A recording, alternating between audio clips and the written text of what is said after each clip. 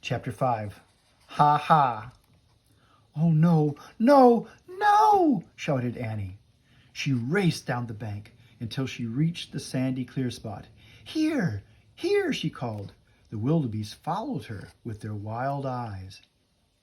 Jack watched in disbelief as the swimmers changed their course. Slowly, all the wildebeest swam to where Annie stood. She waved them in like traffic policemen. Jack grabbed his backpack. Annie, he cried, let's go before we get trampled. Keep it up, she shouted to the wildebeest as she took off after Jack. They ran farther up the river away from the incoming wildebeests. Finally, they stopped to catch their breath. They looked back. Everything seemed fine. The wildebeest were scrambling safely over the riverbank. Soon they would graze the grass prepared by the zebras. Good work, Jack said to Annie. Thanks, she said. Okay, now for our riddle. No, first we've got to get clean, said Jack. You look like you're in a mud suit. High-pitched laughter rang through the air. It sounded mocking and mean. Jack and Annie turned around.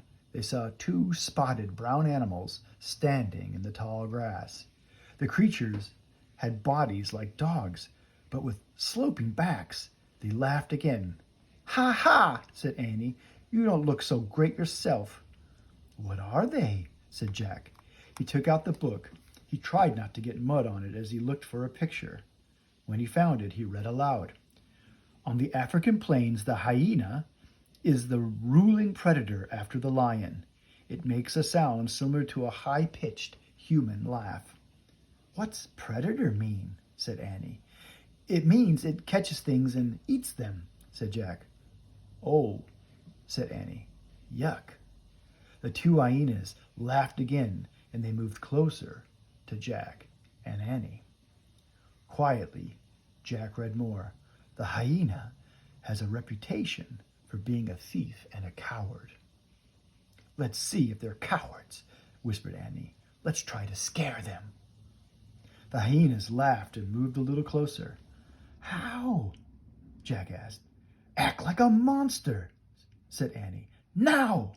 Jack and Annie made terrible monster faces, and they put out their hands and rushed the hyenas. Arrgh! They shouted. The hyenas yelped and scurried off. Scaredy cats, Annie shouted after them. Come on, said Jack. Annie and Jack took off in the other direction. They ran around a bend in the river. Jack heard the hyena laughter again. It sounded far away. Good, he said. They're gone. Hey, maybe we can wash over there, said Annie. She pointed to the edge of the forest. There was a small pond surrounded by tall grass. Zebras were drinking the water. Yeah, said Jack. If it's safe enough for them to drink. The zebras ignored them as they walked toward the pond. When they reached the edge of the water, Jack set his heavy pack down in the dry grass. He glanced around. No lions were in sight, but then he heard something.